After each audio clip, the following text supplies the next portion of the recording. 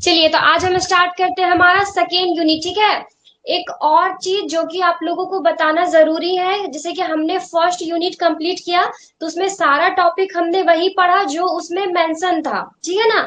लेकिन second chapter से क्या ना, थोड़ा सा बहुत ज्यादा ही कंफ्यूजिंग वाला पार्ट है। मीन्स सेकेंड चैप्टर में जो टॉपिक हमें बताना चाहिए था ना, उन्होंने अच्छे से क्लियर नहीं किया, आपका सिलेबस में अच्छे से मेंशन नहीं है। और वो चीजें फिर हमें थर्ड चैप्टर में पढ़नी है, तो इस वजह से थोड़ा कंफ्यूजिंग होगा।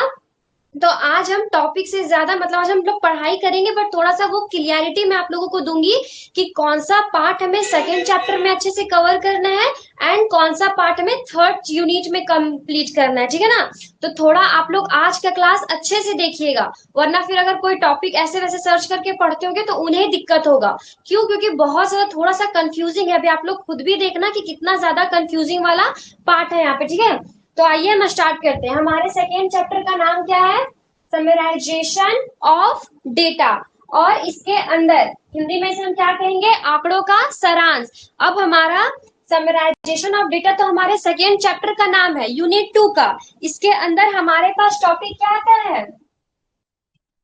पहला जो हमें मेंशन किया गया है,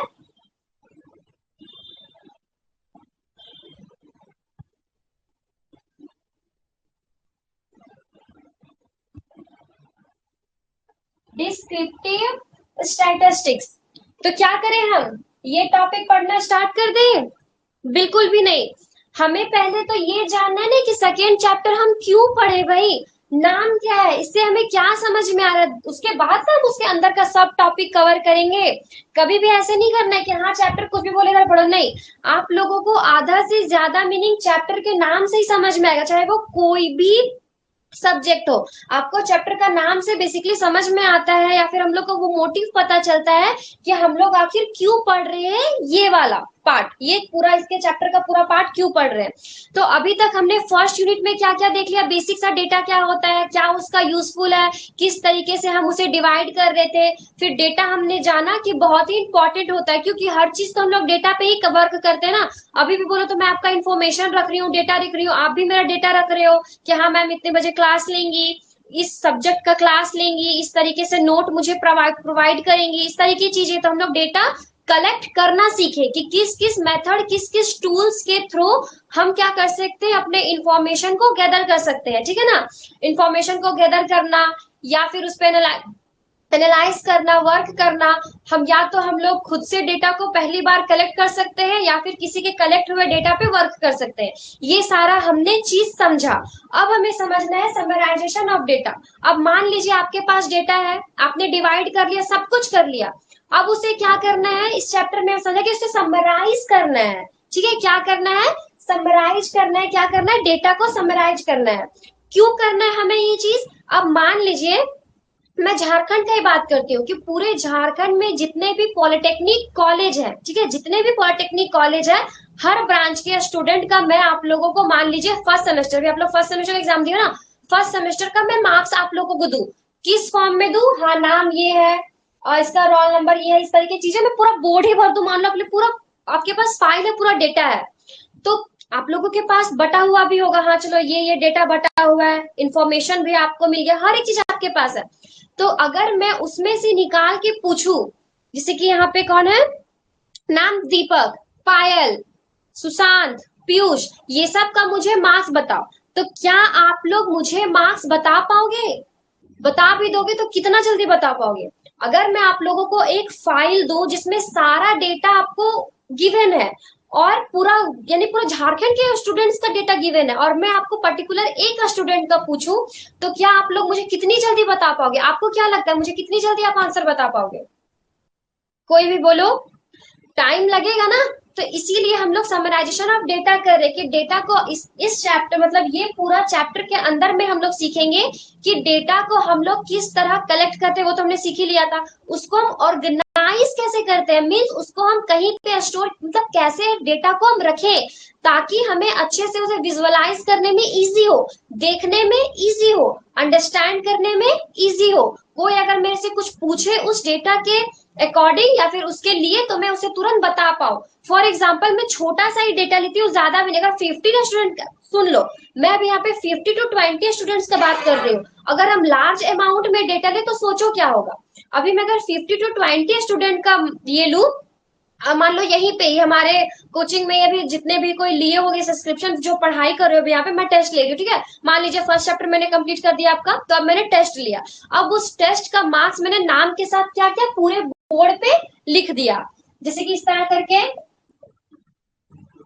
कुछ भी मानो ना आप लोग, मैंने पूरा बोर्ड भर दिया। अब बताओ आप लोग ज्यादा आसानी से किस तरीके से समझ पाओगे? अगर मैं रैंडमली नाम मार्क्स लिख दूं, इस तरीके से समझ पाओगे अच्छे से, या फिर मैं ऐसे कॉलम बना दूं कि हाँ चलो ये नाम है स्टूडेंट का, यहाँ पे मार्क्स है, रोल नंबर है, आप लोगों को रोल नंबर दे दूं, और डेटा के फॉर्म में अगर मैं रो और कॉलम के फॉर्म में अगर अरेंज करूं, तो किसे ज्यादा आसानी से आप लोग समझ पाओगे और किसे ज्यादा आसानी से आप तुरंत मुझे आंसर दे पाओगे?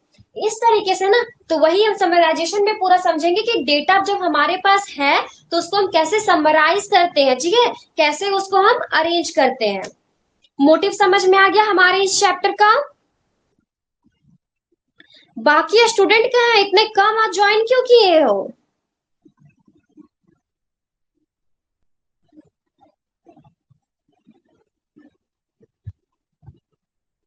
ठीक है, जितने कोई हो उन लोगों को समझ में आया क्या मैंने बोला अभी तक? उसके बाद हम चैप्टर के सब टॉपिक्स को पढ़ना स्टार्ट करेंगे। जैसे कि हमारा पहला टॉपिक है ना, descriptive statistics.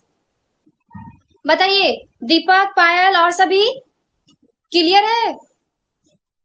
Chandan, Sushant, Piyush,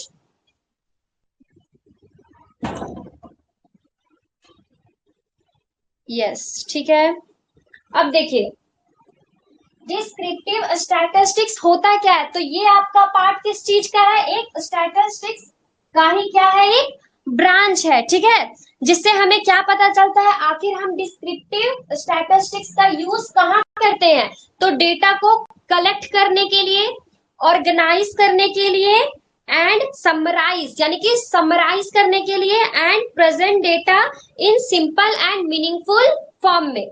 for example मैंने बोला कि इस तरीके से मैं डेटा गिवन कर देती हूँ, पूरा लिख देती हूँ। अब अगर मेरे पास 50 to 20 स्टूडेंट के मार्क्स है, तो क्या आपने देखा है कि कहीं पे बोला जाता है ऐसे, हाँ इसका नाम ये इतना मार्क्स, इसका नाम ये इतना मार्क्स? अगर मैं इस तरीके से करूँ तो मेरा पूरा 1 घंटा 2 घंटा भी लग सकता है, अगर ज्यादा स्टूडेंट होंगे तो मैं इतना करूंगी नहीं, उसे मैं क्या करूंगी, समराइज करूंगी। जो इंपॉर्टेंट बात है वही बताऊंगी ना। समराइज जैसे कि सबसे ज्यादा मार्क्स टेस्ट में किसका आया, इसका आया, नाम इसका है। सबसे कम मार्क्स टेस्ट में किसका आया, इसका है। यही सब चीजें हम लोगों को याद भी रहती है, और जरूरी भी यही चीज है। या फिर हम लोग इस फॉर्म में भी बोलते हैं ना कि 70 से 80% के बीच में बच्चों ने अच्छा परफॉर्मेंस किया है, इतना ज्यादा बच्चों का मार्क्स है, ये स्टूडेंट है। 60+ मार्क्स लाए हो, ये स्टूडेंट का नाम है। अगर हम इस तरह समराइज करके देंगे चीजों को, डेटा को, तो ज्यादा समझना गिवन है ना। तो बस यही चीज है डिस्क्रिप्टिव स्टैटिस्टिक्स का मतलब यही है कि ये ब्रांच किसका है, स्टैटिस्टिक्स का, जिसका यूज, जिसका उपयोग हम लोग किस लिए करते हैं, डेटा को कलेक्ट करने के लिए भी, ऑर्गेनाइज, ऑर्गेनाइज मीन्स अच्छे से व्यवस्थित करना, अच्छे से उसे रखना। और क्यों आगे हम ऑर्गेनाइज क्यों कर रहे हैं, ताकि उसे हम अच्छे से फिर निकाल सके इंफॉर्मेशन, और फिर समराइज करना। क्योंकि एक और एग्जांपल समझो, सबसे सबसे अच्छा, ठीक है। मान लीजिए मेरे पास गिवन है पूरे यूनिवर्सिटी, जेयूटी के पूरे यूनिवर्सिटी के हर एक बच्चे का डिटेल, ठीक है। अब आपको पर्टिकुलर एक स्टूडेंट का डिटेल चाहिए मेरे से, तो क्या अगर मैं आपको, मेरे पास जो फाइल है मैं पूरा आपको दे दूं, तो क्या आपके लिए सुटेबल होगा वो चीज? जो मैं आप लोगों को फाइल दे रही हूँ उसमें पूरा जेयूटी के अंदर जितने स्टूडेंट आते हैं वो लोग तो यार आप भी हो, और आपको नीड है सिर्फ अपने रोल नंबर, अपने मतलब अपना डिटेल का नीड है आप लोगों को, और मैं आप लोगों को क्या दे रही हूँ, पूरा फाइल दे रही हूँ। बेनिफिट होगा आप लोगों के लिए? कतई नहीं होगा, नहीं ना होगा। आप लोग समझने में टाइम खोजोगे कैसे इतना सारा डिटेल? अब अगर वही आप लोगों ने मुझे थोड़ा सा डिटेल मांगा और मैं सिर्फ वही निकाल के आप लोगों को दो तो कैसा फील होगा? टाइम से क्या क्या हो रहा है देखो, इसी तरीके से समझना है। मैं बस समझा सकती हूँ, इसे फिर सारा चीज आप ही लोगों को निकालना है। एडवांटेज समझ में आ गया, टाइम बचेगा, है ना, कॉस्ट बच सकता है, ऐसे तो मैं समझा रही हूँ नहीं करूंगी, बट ऐसे होता ना कि मैं तो कॉस्ट कुछ तो लूंगी पैसा आप लोगों को वो प्रोवाइड करने के लिए। अब मान लो आपको सिर्फ अपना डिटेल चाहिए था, मैं पूरा यूनिवर्सिटी का फाइल दे रही हूँ, तो मैं ज्यादा पैसा लूंगी। डिसएडवांटेज इसका क्या है? इसका क्या कुछ डिसएडवांटेज हो सकता है? सोचिए आप लोग। तो समझ में आया कि डिस्क्रिप्टिव स्टैटिस्टिक्स होता क्या है? ये हम लोगों को हेल्प करता है आसानी से समझने के लिए लार्ज डेटा को। अगर हमारे पास बहुत सारा डेटा तो उसको हम इजीली क्या कर सकते हैं, समझ सकते हैं, ठीक है। और इजिली रिप्रेजेंट भी कर सकते हैं, यानी कि बता सकते हैं। अब अगर ये चीज समझ में आए तो अच्छे से बताइए क्यों, क्योंकि इसके बाद ही सारा पार्ट कंफ्यूजिंग का ही है, जो कि मुझे अच्छे से भी सॉल्व करना है। इसीलिए मैं भी हर एक पॉइंट पे आप लोगों से पूछूंगी क्या समझ में आया नहीं आया, तो प्लीज रिस्पॉन्स करना आप लोग।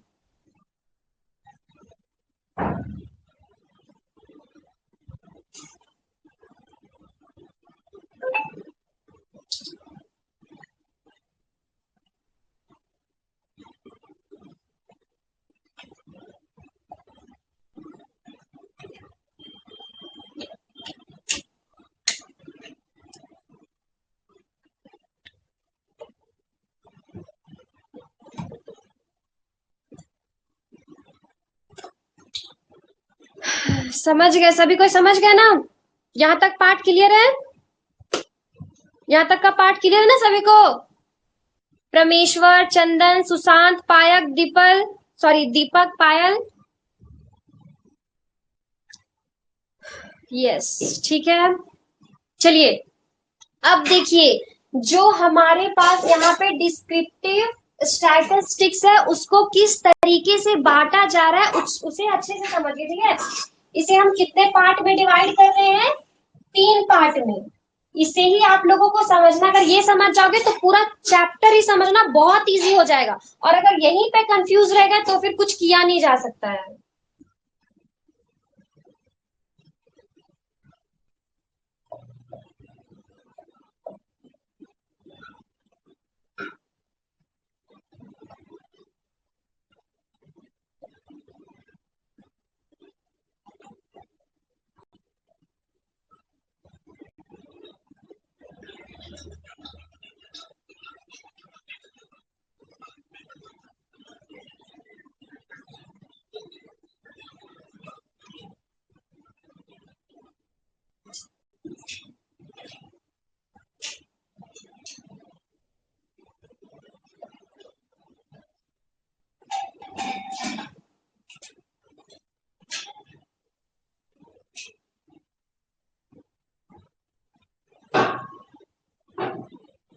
देखो, आप लोगों को सीधा सिलेबस में क्या मेंशन किया हुआ था? समराइजेशन ऑफ डेटा, उसके बाद ए नंबर करके ऐसे आप लोगों को दे दिया था डिस्क्रिप्टिव स्टैटिस्टिक्स, एंड आप लोगों को फिर बी करके गिवन था डेटा टेबुलेशन। अब बताओ, अगर मैं उसी तरह बस समझा, अभी तक तो मैंने सारा कुछ समझा दिया ना, डिस्क्रिप्टिव स्टैटिस्टिक्स होता क्या मैंने अच्छे से एक्सप्लेन कर दिया। अब अगर इसके बाद में सीधा ले आती हूँ डेटा टेबुलेशन की तरफ मैं बढ़ जाती हूँ, तो क्या आप लोगों को ये चीज समझ में आएगा कि कहाँ क्या पार्ट आ रहा है? आप लोग अगर कहीं सर्च भी करोगे, बुक प्रेफर करोगे, बुक देखोगे, तो बहुत कंफ्यूजिंग वाला पार्ट हो जाएगा, ठीक है। तो इसे अच्छे से समझो कि जो हमारा डिस्क्रिप्टिव स्टैटिस्टिक्स होता है ना, इसका टाइप होता है कितने तरीके का? 3 टाइप होता है, ठीक है। डिस्क्रिप्टिव स्टैटिस्टिक्स का ही 3 टाइप होता है। क्या? पहला है आपका measure of central tendency. Second क्या होता है? Measures of variability.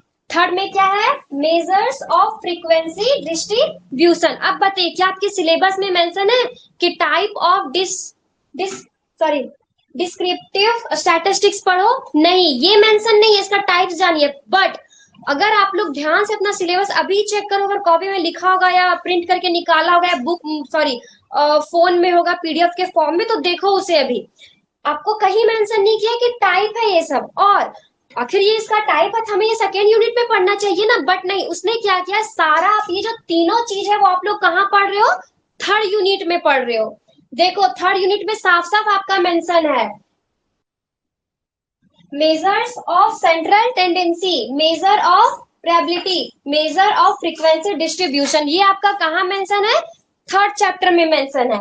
और अब देखिए इसके अंदर आता क्या, थर्ड चैप्टर में आपको पढ़ना भी क्या क्या है, मीन, मोड और मीडियन। अब जो आप लोग मैथ में पढ़े होगे मीन मीडियम मोड वैसा ही है, बट थोड़ा इसमें कुछ कुछ पार्ट चेंज रहेंगे तो वो बताया जाएगा। बट देखो ये जो आपको पूरा पढ़ना है, ये पार्ट आपका थर्ड यूनिट में दिया गया पढ़ना है। अगर मैं थर्ड यूनिट में सीधा पढ़ती तो क्या मैं वहां बताती कि ये इसका टाइप है, ऐसे तो एक्सप्लेन करने से कंफ्यूजिंग वाला पार्ट होगा ना, इसीलिए अच्छे से समझिए। अब ये यहाँ पे आपका क्या चीज आता है, रेंज। इसके अंदर क्या क्या आता है हमारे पास, रेंज, वेरिएंस, स्टैंडर्ड डिवीजन। और इसके अंदर क्या आता है हमारा, मेजर्स ऑफ फ्रीक्वेंसी डिस्ट्रीब्यूशन में क्या आता है हमारा, हिस्टोग्राम और पाई चार्ट। अब आप लोग एक चीज ध्यान से समझो, क्या आपका सेकेंड यूनिट में कहीं मेंशन है मेजर्स ऑफ फ्रीक्वेंसी डिस्ट्रीब्यूशन, नहीं, कहीं मेंशन नहीं है। लेकिन आपको सेकेंड चैप्टर में पढ़ना क्या क्या है, एक सेकेंड मैं बताती हूँ। बार ग्राफ पढ़ना है, हिस्टोग्राम पढ़ना है, पाई चार्ट पढ़ना है, लाइन चार्ट पढ़ना है और एक्सेट्रा और भी सारी चीजें पढ़नी है। तो बताइए, था ना थोड़ा कंफ्यूजिंग वाला पार्ट, यहाँ पे दिख नहीं रहा होगा, एक सेकेंड।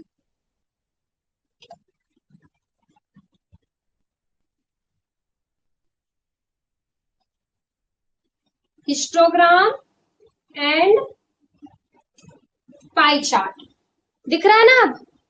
हम्म, तो ये पार्ट अच्छे से नोट कर लो। यहाँ मैंने इस तरह करके बताया है, यहाँ पे आप लिख भी सकते हो टाइप्स ऑफ,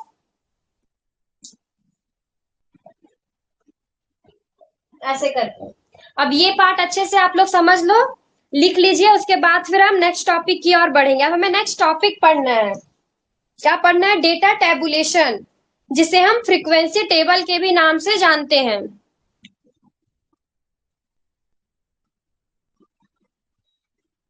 सभी कोई नोट करेंगे और बोलेंगे कि मैम हो गया, आगे बढ़िए, तभी मैं आगे बढ़ूंगी।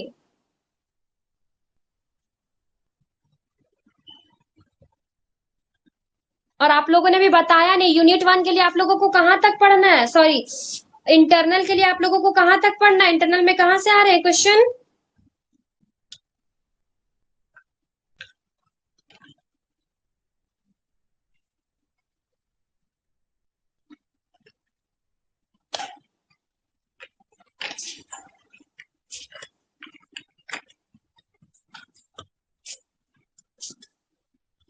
चैप्टर 1 और 2, पायल का नाम, यस मैम, नेक्स्ट, ठीक है चंदन।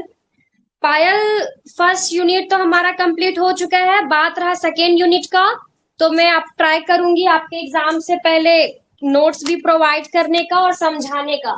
बट मैं बोलूंगी जिस तरीके से हम लोग चल रहे पढ़ रहे उसी तरह पढ़ाई करो, क्योंकि अगर इंटरनल देखोगे तो हमारा फिर एक्सटर्नल छूट जाएगा, उसके लिए हम अच्छे से प्रिपेयर नहीं कर पाएंगे।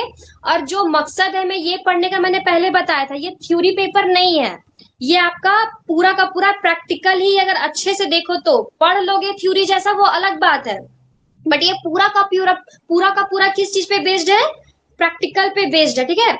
अब आप लोग का एक सवाल होना चाहिए, बट आप लोग कोई सवाल पूछते नहीं हो, पता नहीं क्यों, सवाल क्यों नहीं पूछते हो आप लोग।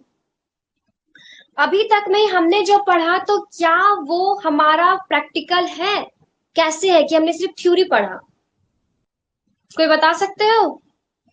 ठीक है सुशांत, ठीक है चंदन, देखते हैं कंप्लीट हो जाएगा तो। अभी तक हमने समझा डेटा को अच्छे से अरेंज फॉर्म में करना। अभी मैंने बोला ना, अभी जैसे ये व्हाइट बोर्ड है, अगर मैं आप लोगों को व्हाइट पेज या फिर रूलर पेज में भी अगर मैं आप लोगों को पूरा डेटा इस जैसे तैसे लिख के दे दूं या अच्छे से चलो अरेंज करके भी दूं, तो क्या पॉसिबल है कि आप डेटा को पेपर में कर पाओ, लिख पाओ, रख पाओ। अब मान लो, जरूरी नहीं है ऐसा होता ना, फॉर एग्जाम्पल मान लो आप भी पॉलिटेक्निक का फॉर्म भरे, ठीक है, तो आप फॉर्म भरने टाइम नंबर दिए होगे, मान लो वही नंबर कॉलेज में एडमिशन हुआ तो उस टाइम पे वही नंबर आपने दिया, बट कुछ टाइम के बाद क्या हुआ, वो आपको बंद करवाना था नंबर, दूसरा नंबर लेना था, तो आपने दूसरा नंबर लिया। अब जब आपने दूसरा नंबर लिया तो हर चीज से आपको वो नंबर लिंक तो करना पड़ेगा ना। अगर आप लोग नए नंबर को लिंक नहीं करोगे, पुराना से नहीं हटाओगे, तो काम कैसे होगा। अब मुझे बताने की जरूरत ये तो नहीं है कि क्या क्या इससे हमें नुकसान है, क्या क्या फायदे है, तो आप लोग समझ ही गए होंगे। तो अब एक बात बताओ, अगर हमारे पास पेपर में हम सबका डेटा रिकॉर्ड करके रखे, तो क्या हम दोबारा उसमें कैसे चेंज करेंगे, मॉडिफाई कैसे करेंगे डेटा को, ये व्हाइटनर से मिटा के। तो कितना, अब मान लो एक बार हम व्हाइटनर से मिटा सकते हैं, मान लीजिए आप मेरे पास ही आए, इंसान हूं मैंने कुछ लिख दिया, गलत किया, आप एक बार चलो ठीक है मैं व्हाइटनर करके मिटा दी, आप लोग इतना बोल दो, कोई क्वेश्चन होगा चलो फिर से बोलेंगे नहीं मैम हम तो व्हाइटनर करके ही मिटाएंगे। अगर मान लो कोई स्टूडेंट वहां से ये होता है, कोई कॉलेज से निकल जाता है, उसका डेटा हमें रिमूव करना होगा निकलने के बाद, तो पूरा डेटा को हम क्या करेंगे, हटा देंगे। तो उसके बाद कोई आया तो उसे फिर हम कहाँ मेंशन करेंगे। अगर मैं 5 साल 6 साल बाद उस डेटा, उस स्टूडेंट का डेटा मांगू तो कैसे दोगे, नहीं हो सकता ना पॉसिबल। तो हम लोग ये सब सारी चीजें कैसे अरेंज करते हैं, मैं आप लोगों को बताऊंगी भी। नेक्स्ट टॉपिक वही है कि रो और कॉलम के फॉर्म में अरेंज करते हैं, तो कहाँ करते हैं, एमएक्स एक्सेल में। ये क्या हमारा एक एप्लीकेशन क्या है, सॉफ्टवेयर, अगर उसमें हम अच्छे से अरेंज करके रखेंगे रो, इस तरीके के फॉर्म में कि नेम है, रोल नंबर है, रजिस्ट्रेशन नंबर है, ये है, मार्क्स इतना है, अगर हम अच्छे से अरेंज करके रखेंगे तो क्या हमें खोजने में दिक्कत होगी, मॉडिफिकेशन करने में दिक्कत होगी, नहीं ना। मैंने चंदन समझाया ही नहीं है, देखो मैंने बस आप लोगों को अच्छे से एक्सप्लेन किया कि देखो इस तरीके की चीजें हैं कि डिस्क्रिप्टिव स्टैटिस्टिक्स के अंदर 3 टाइप आते हैं, फर्स्ट सेकेंड थर्ड। इस टॉपिक के अंदर अब ये सब चीजें हमें पढ़ना है, बस मैंने इतना बताया। अब मेजर्स ऑफ सेंट्रल टेंडेंसी क्या है, ये क्या है, ये क्या है, इसके अंदर का मीन मीडियम मोड क्या है, मैंने कुछ नहीं पढ़ाया है, क्यों, क्योंकि ये सारा का सारा पार्ट, ये पूरा यही से पार्ट, यानी कि ये नाम भी जो आप लोग यहाँ देख रहे हो ना, measures of central tendency, measure of ये वेरिएबिलिटी, मेजर ऑफ फ्रीक्वेंसी, ये सारा पार्ट हमें कहाँ पढ़ना है, यूनिट थर्ड में पढ़ना है, समझे। बस मैंने ये बता दिया कि इस पार्ट है ये, सिलेबस में इतना मेंशन नहीं किया था इसीलिए मैंने बताया। बाकी इस चैप्टर में हमें सिर्फ यही पढ़ना था, बस ये टॉपिक जो कि हमने कवर कर लिया। ठीक है चंदन, क्लियर है, मैंने कुछ समझाया नहीं है, ये सारा टॉपिक मैं समझाऊंगी। सेंट्रल टेंडेंसी क्या होता है, मेजर, वेरिएबिलिटी क्या होता है, इसके अंदर रेंज, फिर mean medium mode, histogram, pie chart, ये सारा समझाया जाएगा। क्लियर चंदन, समझ में आया मैंने क्या बोला। ये हो गया ना, इरेज करूं मैं इसे,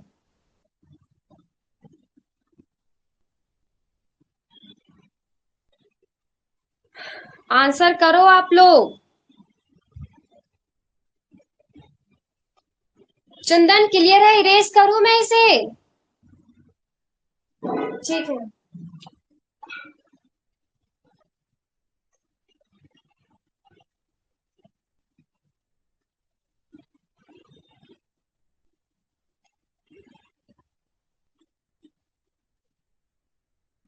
अब आप लोग समझो, इस चैप्टर में हमने तो ये देख लिया कि मैम हम तो इस पूरे चैप्टर में डेटा को क्या कर रहे हैं, अरेंज ही कर रहे हैं ना।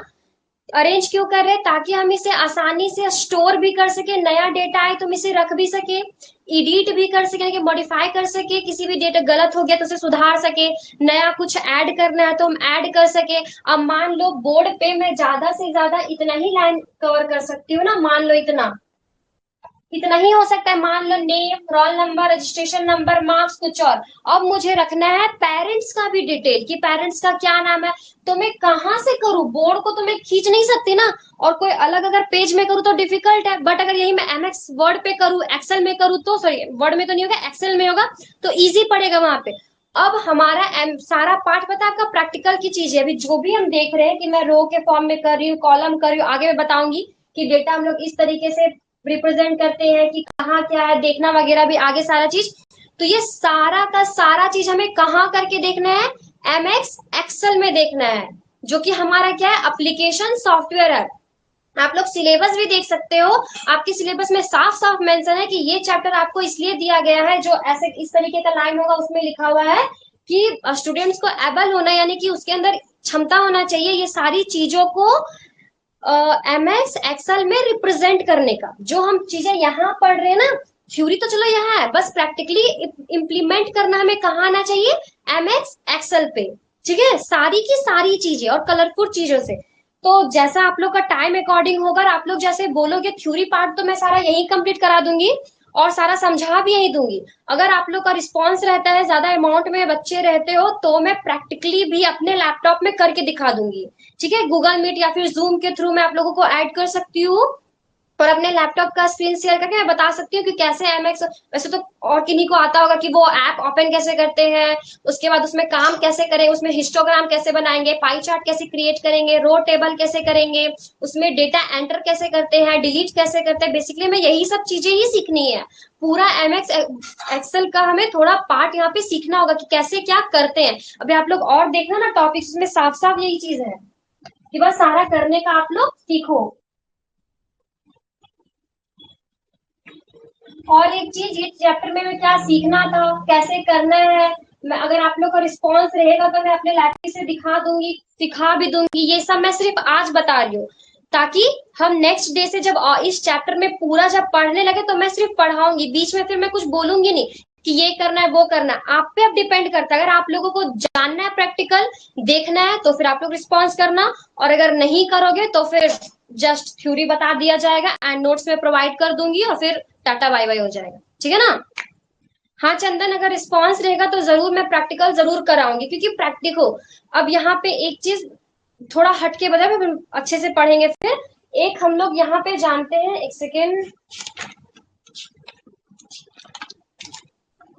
Bar graph. जब आप लोग बार ग्राफ पढ़ोगे ना तो आप लोग देखे होंगे कि हम लोग इस तरीके से डेटा रिप्रेजेंट करते थे। ठीक है, क्यों करते हैं, क्यों नहीं करते हैं, क्या बेनिफिट है, ये सब सारा चीजें पढ़ेंगे अच्छे से। इसमें हम लोग इस तरीके से डेटा रिप्रेजेंट करते थे ना, इस तरीके से। अब मान लो यहाँ पे तो हमें समझ में आ रहा है, बट हमें ये एमएक्स एमएक्स एक्सेल में हम इसे कैसे रिप्रेजेंट करेंगे। आखिर अगर हम उस वे में अगर सारा एक ही कलर रख देते, यहीं पे क्या सूटेबल लग रहा है, अच्छा लग रहा है, नहीं। अगर हम यहाँ पे रेड कलर कर देते, यहाँ ब्लू कर देते, नाम लिख देते अच्छा से यहाँ रेड करके कि हाँ ये चीज दर्शा रहा है, ये गाँव को दर्शा रहा है, ये जिला को दर्शा रहा है, ये कुछ दर्शा रहा है, तो सुंदर लगता ना। तो आखिर ये सारा चीज हम कॉपी में तो ऐसे ड्रॉ कर दे, चलो ठीक है, ऐसे ऐसे डेटा देख के हम ऐसे ऐसे बना दिए, है ना, बना दिए। ग्राफ देख के ऐसे ऐसे करके इस तरीके से बना दिए डेटा। ये तो हमने हाथ से किया। एमएस एक्सेल में कैसे करेंगे, क्या हम हाथ से सारा डेटा को बना सकते हैं? पूरा पूरा करके हम झारखंड यूनिवर्सिटी का पूरा बना सकते हैं? कतई नहीं कर सकते, लिख नहीं सकते, बट एमएस एक्सेल में हम बहुत इजीली वो चीज कर सकते हैं।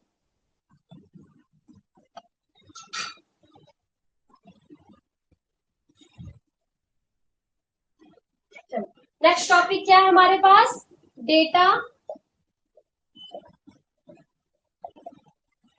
टेबुलेशन, जिसे हम किस नाम से भी जानते हैं, फ्रीक्वेंसी टेबल। अब आप लोग data tabulation and frequency table को एक मत समझ लेना, ये दोनों सिमिलर है बट थोड़ा डिफरेंट है। अब किस वे में डिफरेंट है आइए समझते हैं। अच्छा एक बात बताओ, नाम से आप लोगों को क्या समझ में आ रहा है?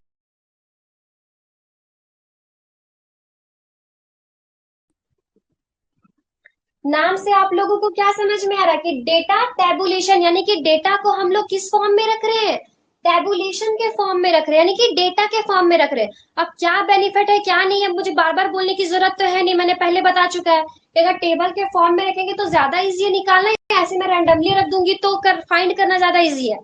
टेबुलर के फॉर्म में ना, डेटा टेबल के फॉर्म में है। वेरी नाइस चंदन, सही बात है दीपक, टेबल में डेटा होगा। अब हम क्या देखते हैं, अच्छा वैसे नोट्स में तो सारा चीज लिखा हुआ पार्ट मिल ही जाता है, तो आप लोग एक चीज मुझे क्लियर करो, तो आप ही लोग बताओ, आप ही लोग से मैं चलूंगी, क्या मैं यहाँ पे डेफिनेशन लिख लिख के समझाऊं या फिर बस अच्छे से एक्सप्लेन कर दूं, क्योंकि जो चीज मैं यहाँ लिखूंगी वही चीज मेरा नोट्स में भी मिल जाएगा आप लोगों को, जैसे फर्स्ट यूनिट में मिल गया। तो मैं लिख लिख के समझाऊं या फिर बस ऐसे ही टॉपिक लिखूं, थोड़ा बहुत लिखने का पार्ट हो तो लिखूं और समझा दूं, क्योंकि स्टूडेंट कई तरह के हो ना, यहाँ पे सब अलग अलग होंगे, एक बार बता दीजिए। दीपक बोल रहे एक्सप्लेन ओनली, ठीक है। और बाकी सब अगर नहीं बोलोगे तो जो रिस्पॉन्स दे रहे बस उसी के मर्जी से चलूंगी मैं। ठीक है। डेटा टेबुलेशन अब क्या होता है, तो data tabulation is the process of, data tabulation क्या है, हमारा एक प्रोसेस है। ठीक है, सारा बोल रहे हो ना मैम एक्सप्लेनेशन, ठीक है। अब समझिए, डेटा टेबुलेशन हमारा क्या है, एक प्रोसेस है, क्या करने का, अरेंज करने का डेटा को। ठीक है, क्या करने का, अरेंज करने का डेटा को, किस फॉर्म में, रो एंड कॉलम में, रो एंड कॉलम में, रोज एंड कॉलम्स में। ठीक है, एग्जाम्पल तो मैं दूंगी। हाँ सुशांत, शॉर्ट फॉर्म में लिख दिया जाएगा। श्याम लिख दीजिए। ठीक है सुशांत, श्याम जहां मुझे लगेगा बहुत अच्छे से लिखना है वहां मैं मेंशन कर दूंगी। ठीक है, लिखी दूंगी। चलिए ठीक है, अब आप लोग इधर ध्यान दो। डेटा टेबुलेशन क्या है, हमारा एक प्रोसेस है, क्या करने का, डेटा को अरेंज करने का, अच्छे से व्यवस्थित करके रखने का, किस फॉर्म में, रोज एंड कॉलम्स के फॉर्म में, इन a systematic way. Systematic way में सही तरीके से, जैसे कि फॉर एग्जांपल अगर मैं रो एंड कॉलम में रख तो रही हूँ, बट अब मान लो रोल नंबर कैसे गिवन होता है आप लोगों को, एक चीज ध्यान दिए हो आप लोग, फर्स्ट सेमेस्टर में एग्जाम देने जब गए होगे एक्सटर्नल एग्जाम, तो कैसे बिठाता है, जिसका रजिस्ट्रेशन नंबर 1 हो उसको पहले बताएगा, सेकेंड उसको, तो फर्स्ट वाला यहाँ बैठेगा, सेकेंड यहाँ बैठेगा, थर्ड वाला यहाँ बैठेगा। क्या हम मैं ऐसे कर सकती हूँ कि फर्स्ट वाले की जगह पे मैं 50 रजिस्ट्रेशन नंबर वालों को बिठा दूं, यहाँ पे 30 बिठा दूं, यहाँ पे 1 को बिठा दूं, नहीं ना, तो ये सिस्टमैटिक वे होगा क्या, नहीं होगा, है ना। तो अब सिंपल सा एक लाइन में समझो कि data tabulation is a process of, क्या प्रोसेस, इसमें हम लोग क्या करते हैं, डेटा को अरेंज करते हैं सिस्टमैटिक वे में, रोज एंड कॉलम्स के फॉर्म में। अब जब मैंने आप लोगों को मैथ्स पढ़ाया था तो मैंने आप लोगों को समझाया था रोज किसे कहते हैं एंड कॉलम्स किसे कहते हैं, याद है किन्हीं को, रोज एंड कॉलम किसे कहते हैं, ये पता है ना, कि ये आपका क्या है, हॉरिजॉन्टल लाइन है, एंड ये आपका क्या है, वर्टिकल लाइन है, ये पता है ना।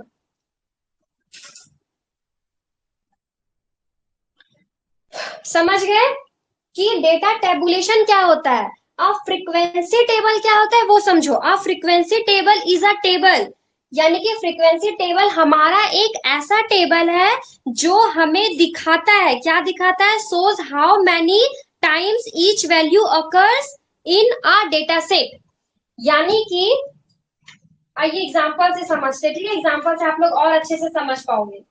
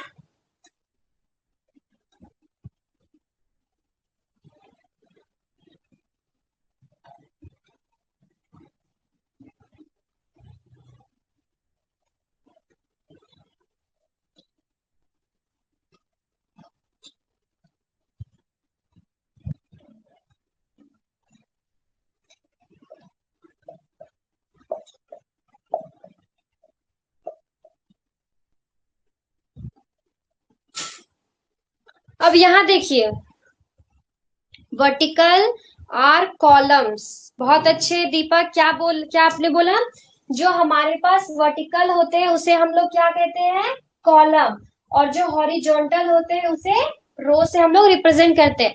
तो क्या आप लोग यहाँ पे मान रहे हो जो भी मैं यहाँ पे डेटा फिल करने वाली हूँ वो रो एंड कॉलम के फॉर्म में है ना, रो एंड कॉलम के फॉर्म में। तो ये हमारा कॉन्सेप्ट किसका कंप्लीट हो गया, डेटा टेबुलेशन का। एंड अब हमें क्या समझना है कि हमारे पास फ्रीक्वेंसी टेबल क्या है, फ्रीक्वेंसी टेबल क्या होती है। तो अगर मेरे पास यहाँ पे इतना सारा डेटा गिवन है, तो यहाँ देखो, एक हमारे पास लिखा हुआ है एक, अब एक 2 बार 3 बार 4 बार लिखा हुआ है, तो क्या मैं 4 बार ऐसे ऐसे लिखूं, तो कितना पेज कवर करेगा ये, एमएक्स एक्सेल पे भी बनाओ तो कितना कंफ्यूजिंग है ना, कि एक ही चीज में 5 बार आखिर क्यों लिखूं। तो ये तो हम नहीं करते हैं ना। क्या करेंगे, जहां तक रेंज है वहां तक लिखेंगे। जैसे कि यहाँ पे 1 है, फिर 2 है, फिर 3 है, फिर 5 है, फिर 8 है। अच्छा, इसे थोड़ा छोटा करना पड़ेगा।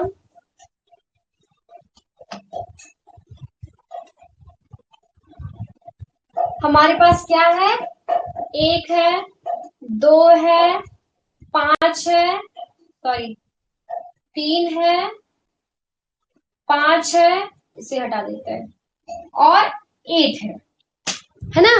तो हमने सारे को एक बार लिख लिया और इसका फ्रीक्वेंसी लिख लेंगे, यानी कि कौन कितने बार आया है। मान लो एक मेरे पास यहाँ पे कितने बार है, 3 बार। 1 2 3, मेरे पास 2 कितने बार है, 2 बार। 3 मेरे पास यहाँ पे कितना है, 1 बार। 5 मेरे पास कितना है, 2 बार। 8 मेरे पास कितना है, 1 बार। तो समझ में आया डेटा फ्रीक्वेंसी क्या होता है। यानी कि जो, अब देखो इतना छोटा सा मैंने बताया, अगर बहुत सारा लार्ज अमाउंट में डेटा हो, कि मान लो जहां पे एक 50 बार हो, तो इसी तरीके से ना डेटा को हम अरेंज करेंगे तो ज्यादा सुटेबल है, जो निकालने में इजी होगा। कि मैं एक एक बार पूरा बोर्ड ही मेरा भर जाएगा, एक एक लिखते लिखते मेरा 50 बार। तो अब बताओ कॉन्सेप्ट समझ में आ रहा है, जो मैंने स्टार्टिंग में बोला था कि चैप्टर का मोटिव क्या है, क्या समझाना, क्या हासिल करना, वो है ना कि अगर हम इस फॉर्म में करें तो हमें इजीली समझ में आ रहा है। अब हम लोग डेटा को व्यवस्थित करना सीख रहे हैं, ठीक है, डेटा को क्या क्या करना सीख रहे हैं, अरेंज करना सीख रहे हैं।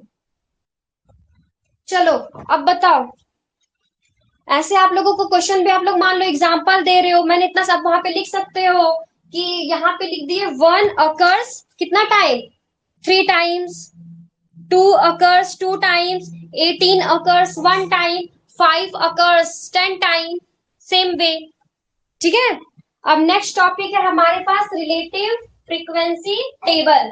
समझ में आया, तो बताइए आगे बढ़े। आप लोगों को जहां पे लगे कि हाँ इतना कॉन्सेप्ट आज के लिए काफी है, इससे ज्यादा दिमाग में नहीं घुसेगा, तो भी आप लोग बोलना, ठीक है ना। हाँ मैम समझ गए, ठीक है पायल, इरेज करो।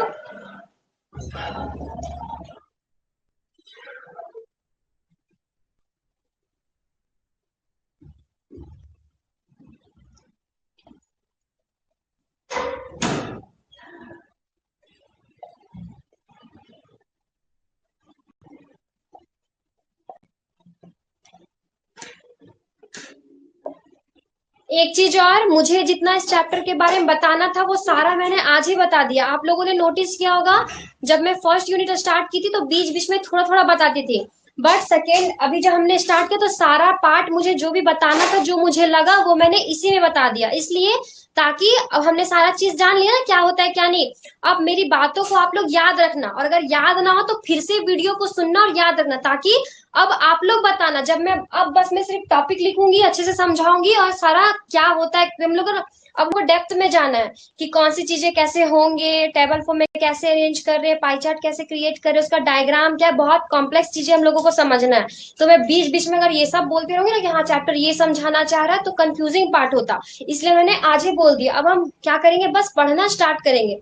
तो आई थिंक आप लोग पे डिपेंड करता है कि आप लोग जिस तरह से रिस्पॉन्स करोगे, उस तरीके से 2 से 3 क्लास में हमारा ये भी चैप्टर हम अच्छे से क्या कर लेंगे, कंप्लीट कर लेंगे। और प्रैक्टिकल का पार्ट चाहिए होगा तो फिर अब आप लोग बोलना। अब मैं अपने मुंह से तो नहीं बोलने वाली कि प्रैक्टिकल पार्ट सीखना है आप लोगों को, नहीं, आप लोगों का रिस्पॉन्स होगा तो भी मैं वो करवाऊंगी, ठीक है ना।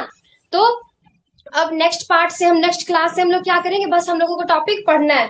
तो लास्ट ये टॉपिक आज हम लोग देख लेते हैं कि रिलेटिव फ्रीक्वेंसी टेबल क्या होता है। उसके बाद नेक्स्ट टॉपिक से हमारा जितना टॉपिक रहेगा वो सब हम लोग नेक्स्ट क्लास में सीखेंगे। या फिर ये आपका ज्यादा लंबा पार्ट है नहीं, पढ़ना है ना ये पार्ट, कि ज्यादा हो गया है, 42 मिनट्स हो गए हैं। ये ये टॉपिक समझना है ना।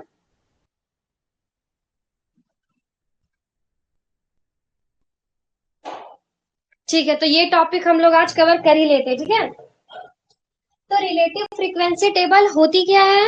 हाँ ठीक है। A relative frequency table is a table that shows the ratio. ये टेबल एक ऐसा टेबल है जो हमें दिखाता है, शो करता है जैसे कि फॉर एग्जाम्पल बहुत सारे इंसान होते हैं ना, अपना रूप रंग दिखाते हैं कि हाँ, कुछ कुछ होते हैं जो बाहर से ये दिखाते हैं, अंदर से ये दिखाते हैं। या फिर सबसे सीधा सिंपल से समझो कि मैं अभी आप लोगों के सामने क्या प्रिटेंड कर रही हूँ, कैसा बिहेव कर रही हूँ एज अ टीचर। आप लोग एक स्टूडेंट हो, मैं क्या हूँ, एज अ एक टीचर हूँ। मैं आप लोगों को क्या शो कर रही हूँ कि मैं एक टीचर हूँ, बट मैं भी तो कहीं एक स्टूडेंट होंगी ना। मैं भी पढ़ाई कर ही रही हूँ, मेरा कंप्लीट अभी स्टडी हुआ नहीं है, तो मैं भी कहीं पढ़ रही हूँ। तो वहां पे मैं क्या हूँ, एक स्टूडेंट हूँ, वहां पे मेरे टीचर कोई और होंगे। तो समझ में आ रहा है क्या बिहेवियर मैं शो कर रही हूँ। तो उसी तरह जो रिलेटिव फ्रीक्वेंसी टेबल होता है वो क्या है, टेबल है जो आपको क्या शो करता है, आपको क्या देखने में मदद करता है, किसी भी चीज का रेशियो, फ्रैक्शन एंड परसेंटेज। और आप लोगों को क्या ये देखने में मदद करता है, of each value compare to the total number of observation. यानी कि सिंपल सा फॉर्म, अगर आप लोगों का बोलते हैं कि टोटल कितना मार्क्स का होता है बोर्ड, 500 मार्क्स का, कितने मार्क्स लाए, तो 432, 444, 300 समथिंग, कुछ कुछ हम लोग नंबर्स बताते हैं ना। तो हमें अच्छे से इसमें समझना है कि परसेंटेज के फॉर्म में जब हम बताते हैं कि मेरा 77% आया, मेरा 86% आया, मेरा 99% आया। मैं पूछूं आप लोगों से कि बताओ मुझे, ये सेमेस्टर फर्स्ट का जो आप लोगों का रिजल्ट आएगा, कितने आप लोगों के परसेंटेज आए, तो वो बताओगे ना। तो हम लोग किसके मदद से निकालते हैं, रिलेटिव फ्रीक्वेंसी टेबल की हेल्प से निकालते हैं। अब वो लोग कैसे निकालते होंगे सोचो। अब आप लोग, सबसे अच्छा एग्जांपल आप लोग को यही मिलता है, अगर आप लोग अभी तक देखे नहीं होगे तो फर्स्ट सेमेस्टर का रिजल्ट आएगा तो देख लोगे, या आप लोगों के कोई सीनियर होंगे तो मांगना, बोलना बस थोड़ा सा अपना ही फोन से मुझे दिखा दो ना कि रिजल्ट कैसे आता है। तो देखना रिजल्ट में इस तरह से होता है, रजिस्ट्रेशन नंबर दिया होता है, नाम, आई थिंक नाम मेंशन होता है मे बी, सारे सब्जेक्ट के कोड दिए होते हैं, और लास्टली में यहाँ पे आपको ये परसेंटेज नहीं दिया होता, सीजीपीए के फॉर्म में दिया होता है कि 7 पॉइंट इतना सीजीपीए होता है, इस तरीके का सीजीपीए होता है, ठीक है। तो वो सब आखिर जो कैलकुलेट कर रहे होंगे उसके पीछे वो यही कॉन्सेप्ट का यूज करके कर रहे हैं इसे। अभी हम क्या सीख रहे हैं, यहाँ तो हम जान रहे ना कि हाँ हमारा ये यूज करता है ये। अगर हम इसे समझ गए कैसे यूज होता है, अब हम इसे एमएक्स एक्सेल पे कैसे ड्रॉ करते हैं, कैसे रिप्रेजेंट करते हैं, क्रिएट कैसे करते हैं, ये करना अगर हम सीख जाते हैं तो हम वही काम करेंगे जो हमें रिजल्ट जो हमारा बना के हमें दे रहा होगा। वो कैसे दे रहा है, उसी फॉर्म में दे रहा है ना हमें। तो इसका ये यूज कहाँ है रियल लाइफ में, ये समझ गए। अब समझो, इट टेल्स अस, यानी कि रिलेटिव फ्रीक्वेंसी टेबल हमें क्या बताता है, what portion of the total data belongs to each value. अच्छा, कभी सुने हो ये बोलना कि हमारा क्लास का अटेंडेंस 97% है। कभी ये सब सुने हो कि 4 इसमें 3 हिस्स हम खा चुके हैं, 1/2 हाफ इसे दे दो, 1/2 हाफ इसका हो रहा है। मतलब क्लास का कितना बच्चा पास किया, 50% बच्चा, कितने बच्चों ने 80+ मार्क्स लाए, 90% स्टूडेंट्स। इस तरह की चीजें सुने हो ना। तो यही सब ये हमें क्या करता है, पोर्शन बताता है कि कौन सा पोर्शन पूरे भाग में, 4 भाग में, यानी कि 100 में कितना लाए, तो इतना पोर्शन लाए, 1/2 पोर्शन लाए, 1/3 पोर्शन लाए, 1/4 पोर्शन लाए। कौन सा टॉपिक समझ में नहीं आया दीपक, एक बार आप बता दो मुझे। क्या रिलेटिव फ्रीक्वेंसी टेबल।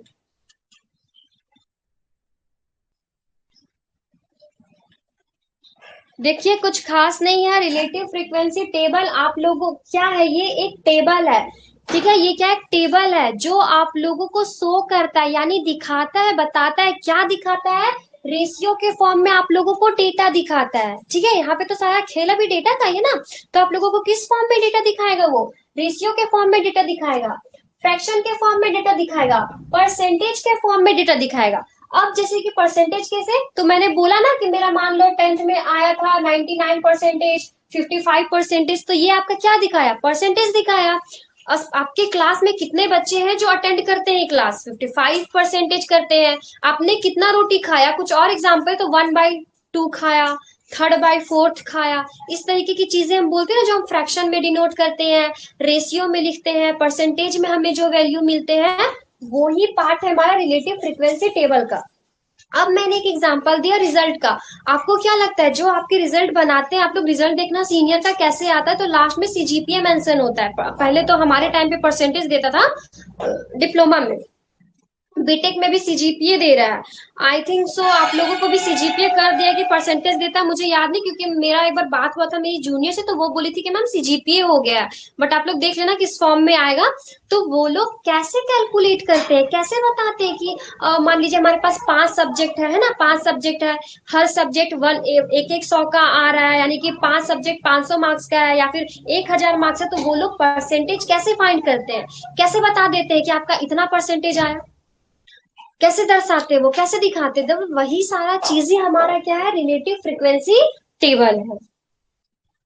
अब रिलेटिव फ्रीक्वेंसी टेबल हम लोग बनाते कैसे हैं, निकालते कैसे, इसका फॉर्मूला क्या है?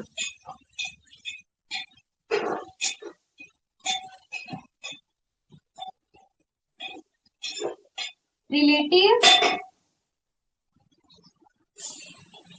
बोला ना मैंने, जैसे कि परसेंटेज हम कैसे किसी का फाइंड करते, तो इस तरीके से करते हैं। रिलेटिव फ्रीक्वेंसी हम कैसे निकालते हैं, तो फ्रीक्वेंसी डिवाइड हम लोग किससे कर देते हैं, टोटल फ्रीक्वेंसी।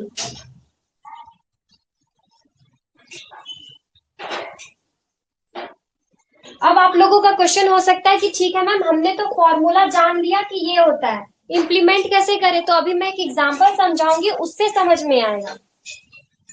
फॉर्मूला में लिखा ही रहने देती हूँ, वरना फिर आप लोग कंफ्यूज हो गए। अच्छा, एक चीज अभी जो हमने यहाँ पे देखा, मान लीजिए वैल्यू, और यहाँ पे क्या था, फ्रीक्वेंसी, तो ये पार्ट क्लियर है ना, कि मान लीजिए हमने 1 2 3 वैल्यूज आए हैं, और ये 5 6, और हमारे पास कितना है, 2 3, ठीक है। तो ये पार्ट तो क्लियर है कि हाँ ये वैल्यू है, ये फ्रीक्वेंसी है, हम लोग इस तरह से ड्रॉ कर रहे हैं। तो ये हमारा टेबुलेशन का फॉर्म, इससे समझ गए थे हम। और फ्रीक्वेंसी टेबल भी समझ गए थे कि फ्रीक्वेंसी टेबल में होता क्या, जो भी वैल्यू होता है उसे हम एक ही बार लिखते हैं, और कितने बार वो आता है वो हम डिनोट करते हैं, उसे क्या कहते हैं, फ्रीक्वेंसी कहते हैं। अब रिलेटिव फ्रीक्वेंसी क्या होता है, तो देखो फ्रीक्वेंसी, अब एक एक मान लो, एक रोल नंबर का हमें निकालना है, कि मान लो इसका नाम है, मान लीजिए मेरा ही नाम ले लीजिए, पल्लवी, ये हमेशा 1 नंबर लाती है, ठीक है। कितने बार लाई, 5 बार लाई। अब बताओ इसका रिलेटिव फ्रीक्वेंसी क्या हुआ, हम लोग क्या लिखेंगे, पहले फ्रीक्वेंसी, मेरा फ्रीक्वेंसी क्या है, 5। उसके बाद टोटल फ्रीक्वेंसी, तो टोटल जोड़ो जितना होता है, 5 2 7 और 3 क्या हो जाएगा, 10, यानी कि 10। यहाँ कर देंगे हम 10। अब 5 1 जा 5, 5 2 जा 10। ध्यान से देखो कितना है, 1/2। तो क्या ये फ्रैक्शन के फॉर्म में डिनोट कर रहा है, रेशियो में, कि ये लाई 1/2, हम लोग ये रेशियो के फॉर्म में बोल सकते हैं, इसे हम लोग 1/2 अनुपात के रूप में दे दिए। और क्या परसेंटेज के बता सकते हैं कि ये कितना परसेंटेज लाती है, हमेशा 50%। यहां से समझ में आया, तो अब बताओ, फिर एक एग्जांपल लेके और अच्छे से समझ के फिर कंप्लीट करेंगे ये टॉपिक। वैसे सारा यही था, बस एक प्रॉपर वे में मैं एग्जांपल लूंगी, मतलब यही समझना है।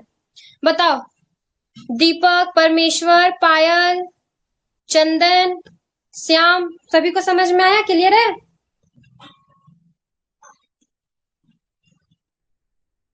यस, ठीक है।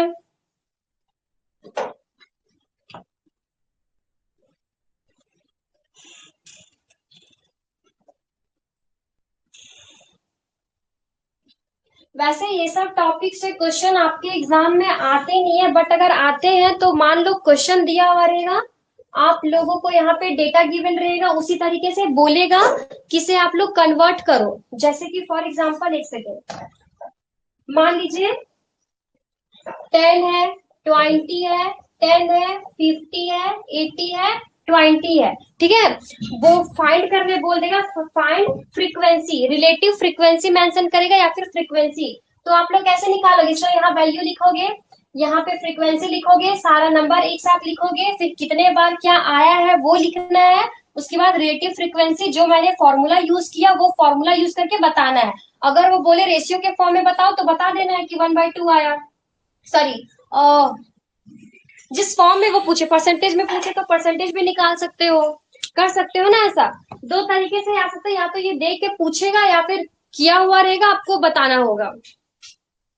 वैसे इस टॉपिक से है नहीं क्वेश्चन आप लोगों का, और इससे बनता भी नहीं है उतना।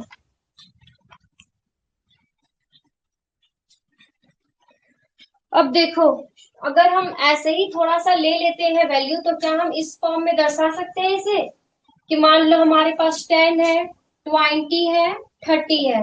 क्या वैल्यू आ रहा है? 10 हमारे पास 3 बार आ रहा है, 2 बार आ रहा है, 1 बार आ रहा है। ये मेरा क्या है? वैल्यू। ये क्या मेरा? फ्रीक्वेंसी। ये मेरा क्या है? Relative frequency. तो यहाँ मेरे पास क्या हो जाएगा? ये 3/6 के फॉर्म में होगा, ये मेरा 2/6 के फॉर्म में होगा, ये मेरा 1/6 के फॉर्म में होगा। कैसे होगा? ये 3 मैंने ऊपर लिखा, टोटल जोड़ के नीचे लिखा फॉर्मूला के अकॉर्डिंग। अब क्या इसको हम लोग लिख सकते हैं? 0.50, 0.33 एंड 0.17 इस फॉर्म में कर सकते हैं ना? तो लिख सकते हैं कि 10 क्या रिप्रेजेंट कर रहा है? तो 10 represent 50% of the data, 20 represent 33% of data, इस फॉर्म में।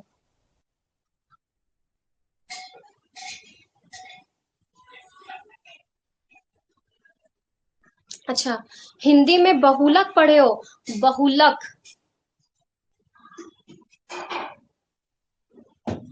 मीन मीडियम मोड, बहुलक, माध्य, माध्यिका, सॉरी माध्यका, यही ना? मीन मीडियम मोड, बहुलक, माध्य, माध्यिका। अभी हम वो पढ़ ही नहीं रहे सुशांत, वो हम थर्ड चैप्टर में स्टार्ट करेंगे। मैंने इसलिए तो वो लिखा था ताकि कंफ्यूज ना हो आप वही अटके हो अभी तक। ऐसे कैसे चलेगा? 10th का स्टूडेंट नहीं हो आप लोग, डिप्लोमा सेकेंड सेमेस्टर में आ गए, इतना क्या ही बोलूं मैं। चलो इतना पार्ट क्लियर है तो बताइए, अब हम नेक्स्ट क्लास में स्टार्ट करेंगे क्या? अब हमारे पास सारा टॉपिक बच रहा है ग्रुप्ड डेटा। अब आप लोगों को इतना दिमाग नहीं लगाना है, ग्रुप डेटा भी क्या होता है मैं अच्छे से एक्सप्लेन कर दूंगी। उसके बाद आप लोगों को जो सिलेबस में मेंशन होगा कि ग्रुप डेटा के अंदर पढ़ना है, bar chart, pie chart, line line chart, histogram, ये सब सारा को ग्रुप डेटा के अंदर पढ़ना, ठीक है? तो मैं नेक्स्ट क्लास में ग्रुप डेटा क्या होता है वो एक्सप्लेन करके फिर सारा चीज एक्सप्लेन करूंगी, एक एक करके, डायग्राम के साथ और एग्जाम्पल के साथ।